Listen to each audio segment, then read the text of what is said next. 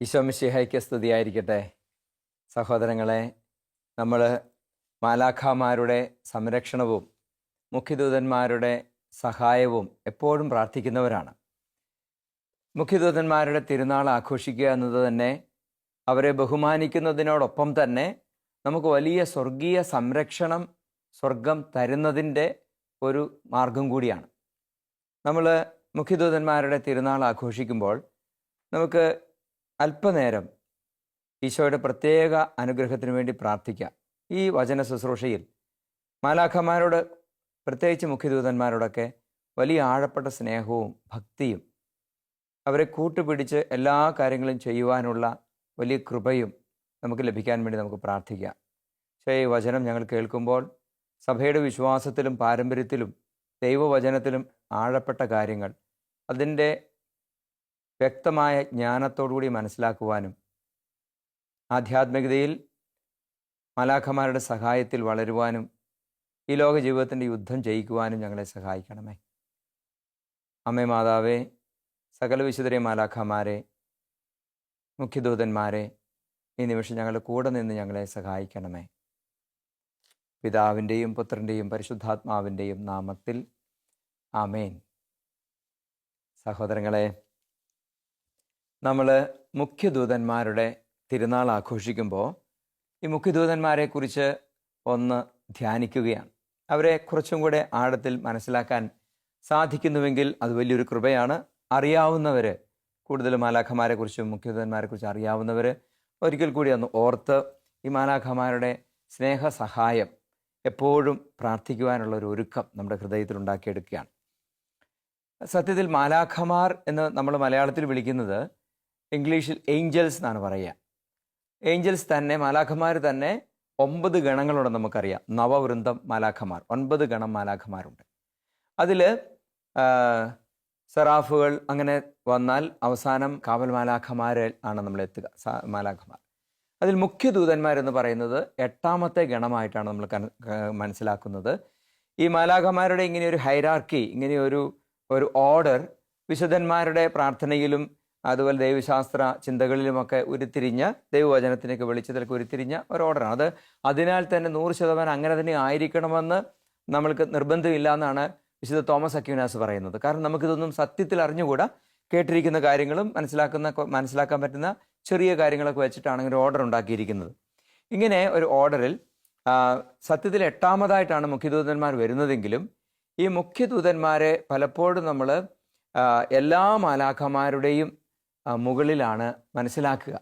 പ്രത്യേകിച്ച് മിഖായേൽ മാലാഖ എല്ലാ മാലാഖമാരുടെയും പ്രിൻസ്, രാജകുമാരൻ എന്ന രീതിയിലാണ് പലപ്പോഴും മനസ്സിലാക്കിയിരിക്കുന്നത്. അതുകൊണ്ട് തന്നെ ഇതിൻ്റെ ഒരു ആധ്യാത്മിക രഹസ്യം പൂർണ്ണമായിട്ട് നമുക്ക് അറിഞ്ഞുകൂടാ എന്ന് വിശുദ്ധരോട് ചേർന്ന് തന്നെ, വിശുദ്ധരുടെ ഈ ഒരു അംഗീകരിക്കുന്നതോട് കൂടെ തന്നെ നമ്മൾ എളിമപ്പെട്ട് അംഗീകരിച്ചിട്ടാണ് നമ്മൾ ഈ കാര്യങ്ങളെ മനസ്സിലാക്കാൻ പരിശ്രമിക്കുന്നത്. ഇവിടെ ഒരു മാലാഖമാരുടെ ഹൈറാർക്കിയെക്കുറിച്ചോ അല്ലെങ്കിൽ അവരുടെ ദൗത്യത്തെക്കുറിച്ചോ പേരുകളെക്കുറിച്ചോ നമുക്ക് ഒരു തർക്കത്തിൽ ഏർപ്പെടുക എളുപ്പമല്ല, ഒരു ഡിബേറ്റ് അത്ര എളുപ്പമല്ല, അതിനകത്ത് വിജയമില്ല നമുക്ക്. പക്ഷെ ഒരു സ്വർഗീയ രഹസ്യം എന്ന രീതിയിൽ നമ്മളിതിനെ മനസ്സിലാക്കാൻ പരിശ്രമിക്കുകയാണ്. അതുപോലെ തന്നെ സഭയുടെ ഔദ്യോഗിക പ്രബോധനം അനുസരിച്ച് മാലാഖമാർക്ക് നമ്മൾ പേരിട്ട് വിളിക്കേണ്ട ആവശ്യമില്ല എന്നുള്ളതാണ്.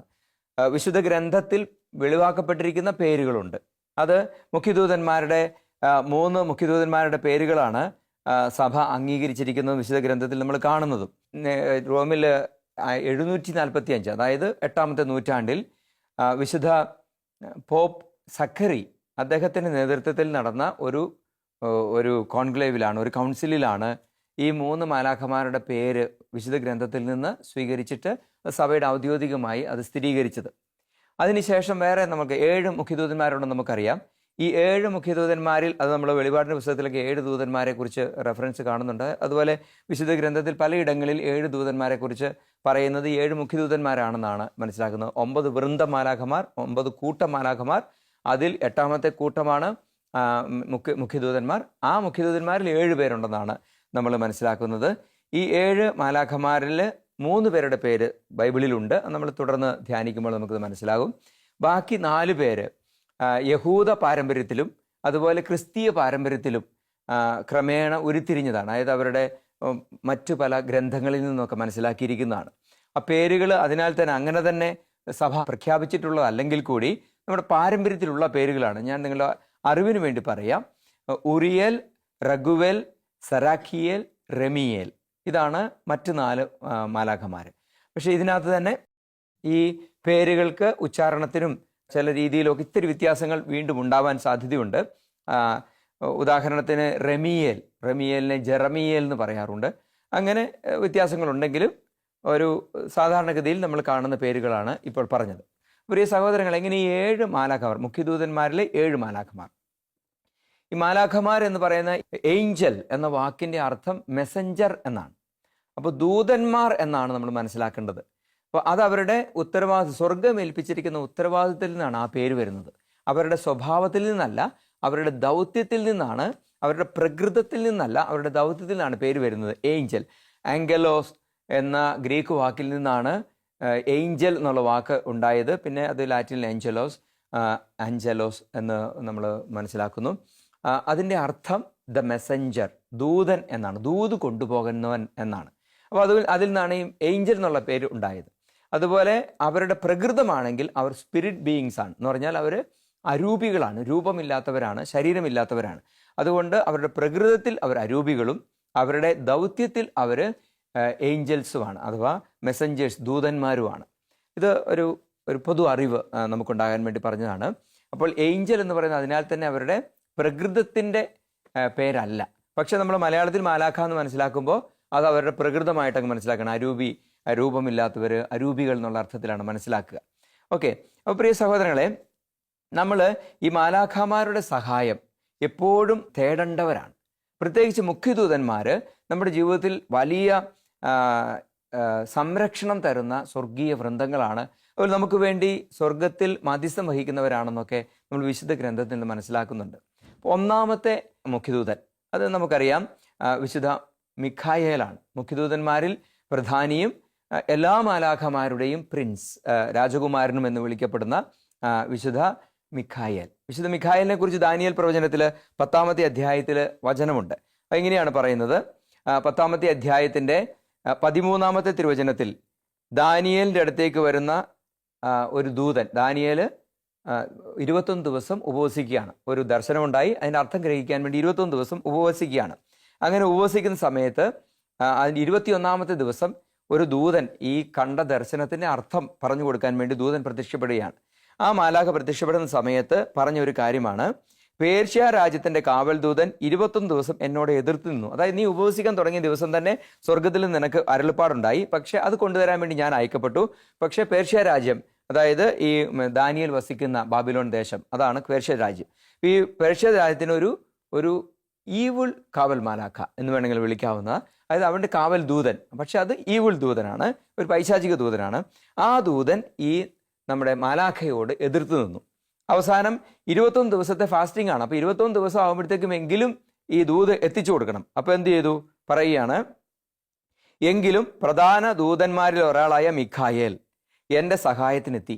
അപ്പോൾ നോക്കിയേ, ഈ മാലാഖയെ സഹായിക്കാൻ പ്രധാന ദൂതന്മാരിൽ ഒരാളായ മിഖായേൽ മാലാഖ എത്തുകയാണ്. ഈ മിഖായേൽ മാലാഖ അവിടെ യുദ്ധത്തിന് നിന്നിട്ട്, അതായത് ഈ ശത്രു മാലാഖയോട് അല്ലെങ്കിൽ ശത്രുദൂതനോട് അവിടെ യുദ്ധത്തിന് നിന്നിട്ട് ഈ മാലാഖ, നമ്മുടെ ദാനിയേലിൻ്റെ അടുത്തേക്ക് അയക്കപ്പെട്ടിരിക്കുന്ന മാലാഖയെ സ്വതന്ത്രനാക്കുകയാണ്. അങ്ങനെ മാലാഖ വന്ന് ഈ വെളിപാട് കൊടുക്കുകയാണ്. എന്നിട്ട് അവിടെ പറയുകയാണ്, അതുകൊണ്ട് അവനെ പേർഷ്യ, അതായത് മിഖായേൽ മാലാഖയെ പേർഷ്യ രാജ്യത്തിൻ്റെ കാവൽ ദൂതനോട് എതിരിടാൻ വിട്ടിട്ട് വരാനിരിക്കുന്ന നാളുകളിൽ നിന്റെ ജനത്തിന് എന്ത് സംഭവിക്കുമെന്ന് നിന്നെ ഗ്രഹിപ്പിക്കാൻ വേണ്ടി ഞാൻ വന്നിരിക്കുന്നു. വചനം പറയുകയാണ്. വീണ്ടും 20-ാമത്തെ തിരുവചനം, 20-21 തിരുവചനങ്ങളിൽ പറയുകയാണ്, ദാനിയേൽ 10:20-21, ഞാൻ ഇപ്പോൾ പേർഷ്യയുടെ കാവൽ ദൂതന് എതിരെ യുദ്ധം ചെയ്യാൻ വേണ്ടി മടങ്ങിപ്പോകും. ഞാൻ അവനെ തോൽപ്പിച്ചു കഴിയുമ്പോൾ യവന രാജ്യത്തിൻ്റെ കാവൽ ദൂതൻ വരും. ഇങ്ങനെ അവിടെ നടക്കുന്ന സ്വർഗീയ യുദ്ധങ്ങളെക്കുറിച്ച്, ഈ അരൂപികളുടെ യുദ്ധങ്ങളെക്കുറിച്ച് പറയുകയാണ്. എന്നിട്ട് അവിടെ പറയുകയാണ്, നിന്റെ കാവൽ ദൂതനായ മിഖായേൽ ഒഴികെ എൻ്റെ പക്ഷത്ത് നിന്ന് ഇവർക്കെതിരെ പൊരുതാൻ ആരുമില്ല. അപ്പോൾ ദാനിയേലിൻ്റെ കാവൽ ദൂതൻ കൂടിയാണ് മിഖായേൽ മാലാഖ. അപ്പോൾ എനിക്ക് കാവൽ മാലാഖ എന്ന് പറയുന്ന ഒരു മാലാഖ ഉണ്ടായിരിക്കെ തന്നെ മുഖ്യദൂതന്മാരും കാവൽ ദൂതനായി വരുന്ന ചില സാഹചര്യങ്ങളുണ്ട്. അപ്പോൾ നോക്കിയേ, അപ്പോൾ ഈ ദാനിയേലിൻ്റെ കാവൽ ദൂതനായ മിഖായേൽ മാലാഖയാണ് മറ്റേ മാലാഖയുടെ സഹായത്തിന് ശത്രുവിനെതിരെ, പിശാചിനെതിരെ യുദ്ധം ചെയ്യാൻ വേണ്ടി നിൽക്കുന്നത്. ഒന്ന് നോക്കിയാൽ ഇവിടെ നമ്മൾ മിഖായേൽ മാലാഖ അതുകൊണ്ട് തന്നെ ഒരു സൈന്യാധിപനായിട്ടാണ് നമ്മൾ കാണുക. മിഖായേൽ മാലാഖയുടെ ഒരു വാളൊക്കെ ധരിച്ച് ശത്രുവിനെ തിന്മയെ കുത്തി താഴ്ത്തുന്ന വെട്ടി പിളർക്കുന്ന രൂപങ്ങളൊക്കെ നിങ്ങൾ കണ്ടിട്ടുണ്ടാവുമല്ലോ. അതുകൊണ്ട് തന്നെ സൈന്യാധിപനായിട്ടാണ്, സ്വർഗീയ സൈന്യങ്ങളുടെ പ്രതാപവാനായ പ്രഭു, അങ്ങനെയാണ് നമ്മൾ ആ പ്രാർത്ഥനയിൽ കാണുക. പ്രിയ സഹോദരൻ, അതുപോലെ തന്നെ വിശുദ്ധ യൂദാസ് എഴുതിയ ലേഖനത്തിൽ അതിൻ്റെ ഒരധ്യായമേ ആകെ ഉള്ളൂ. ഇപ്പോൾ വിശുദ്ധ യൂദാസ് എഴുതിയ ലേഖനത്തിൻ്റെ ആ ഒരു അധ്യായത്തിൻ്റെ 9-ാമത്തെ തിരുവചനത്തിൽ നമ്മൾ കാണുന്നത്, പ്രധാന ദൂതനായ മിഖായേൽ മോശയുടെ ശരീരത്തെ ചൊല്ലി പിശാചിനോട് തർക്കിച്ചപ്പോൾ അവനെ കുറ്റപ്പെടുത്തി ഒരു നിന്ദാവചനം പോലും ഉച്ചരിക്കാൻ തുനിഞ്ഞില്ല. പിന്നെയോ കർത്താവ് നിന്നെ ശാസിക്കട്ടെ എന്ന് മാത്രം പറഞ്ഞു. അപ്പോൾ നോക്കിക്കേ, മോശയുടെ ശരീരം സാത്താൻ അവകാശപ്പെട്ട ഒരു സാഹചര്യം, ആത്മീയമായ ഒരു സാഹചര്യം ഉണ്ടായിരുന്നു നമ്മൾ മനസ്സിലാക്കിയാണ്. ആ സാഹചര്യത്തിൽ സത്യത്തിൽ മിഖായേൽ മാലാഖയാണ് അവിടെ മോശയുടെ ശരീരത്തെ വീണ്ടെടുക്കാൻ വേണ്ടി ചെന്നത്. എന്നിട്ട് അവിടെ ഈ പറയുന്ന പിശാചുമായിട്ടൊരു യുദ്ധം ഉണ്ടാകുകയാണ് അവിടെ മോശയുടെ ശരീരത്തിന് വേണ്ടിയിട്ട്. അപ്പോൾ അവിടെ മിഖായേൽ മാലാഖയുടെ പരിശുദ്ധി നമ്മൾ കാണുന്നത്, അവിടെ നിന്ദിച്ച് ഒരു വാക്ക് പറയുന്നില്ല, നിന്ദാവചനമില്ല, ശത്രുതയില്ല, അല്ലെങ്കിൽ വെറുപ്പ് വിദ്വേഷം എന്ന് പറയുന്ന ഒരു നെഗറ്റീവ് വികാരം അവിടെ ഇല്ല. മറിച്ച് അവനോട് യുദ്ധം ചെയ്തിട്ട് പറയാണ്, കർത്താവ് നിന്നെ ശാസിക്കട്ടെ, ശാസന കർത്താവിൻ്റെതാണ്, കർത്താവ് നിന്നെ ശാസിക്കട്ടെ എന്ന് പറഞ്ഞുകൊണ്ട് മോശയുടെ ശരീരത്തിന് വേണ്ടി യുദ്ധം ചെയ്യുന്ന മാലാഖയെ നമ്മൾ കാണുകയാണ്. അതുപോലെ തന്നെ വെളിപാട് 12:7 സ്വർഗത്തിൽ ഒരു യുദ്ധമുണ്ടായതിനെക്കുറിച്ച് പറയുകയാണ്. അനന്തരം സ്വർഗത്തിൽ ഒരു യുദ്ധമുണ്ടായി, മിഖായേലും അവൻ്റെ ദൂതന്മാരും സർപ്പത്തോട് പോരാടി, സർപ്പവും അവൻ്റെ ദൂതന്മാരും എതിർത്ത് യുദ്ധം ചെയ്തു. അപ്പോൾ നോക്കിയേ, ഒരു സ്വർഗീയ യുദ്ധമുണ്ട്, ഒരു ആധ്യാത്മിക യുദ്ധമുണ്ട്, പിശാചുമായിട്ടൊരു യുദ്ധമുണ്ട്. ആ യുദ്ധം മാലാഖമാർ, മിഖായേൽ മാലാഖയുടെ നേതൃത്വത്തിൽ മാലാഖമാരാണ് യുദ്ധം ചെയ്യുന്നത്. അതുകൊണ്ട് തന്നെയാണ് നമ്മൾ പാപത്തിനെതിരെ യുദ്ധം ചെയ്യുമ്പോൾ, നമ്മൾ ഈ ലോക അരൂപിക്കെതിരെ യുദ്ധം ചെയ്യുമ്പോൾ, ലോക പ്രലോഭനങ്ങൾക്കെതിരെ യുദ്ധം ചെയ്യുമ്പോൾ മാലാഖമാരുടെ, പ്രത്യേകിച്ച് മിഖായേൽ മാലാഖയുടെയും മുഖ്യദൂതന്മാരുടെയും സഹായം നമ്മൾ തേടണം എന്ന് നമ്മൾ മനസ്സിലാക്കുന്നതും സഭ നമ്മളെ അതിനു വേണ്ടിയിട്ട് ഒരുക്കുന്നതും. പ്രിയ സഹോദരങ്ങളെ, മിഖായേൽ എന്ന വാക്കിൻ്റെ അർത്ഥം തന്നെ who is like God, who is like God, ദൈവത്തെ പോലെ ആരുണ്ട്. സർവശക്തനായ ദൈവത്തെ അംഗീകരിക്കുന്ന ഒരു മാലാഖ, എല്ലാ മാലാഖമാരും അങ്ങനെയാണ്, അംഗീകരിക്കാത്ത മാലാഖയാണ് പിശാചായിട്ട് മാറിയത്. അപ്പോൾ അതാണ് അവിടത്തേക്ക് കിട്ടിയിരിക്കുന്ന നാമം തന്നെ. ഇസ്രായേലിൻ്റെ കാവൽക്കാരനും ഇസ്രായേലിൻ്റെ രാജകുമാരനും പ്രിൻസുമായിട്ടാണ് നമ്മൾ വിശുദ്ധ മിഖായേൽ മാലാഖയെ പഴയ നിയമത്തിലും അതുപോലെ പഴയ ചരിത്രത്തിലും മനസ്സിലാക്കുക.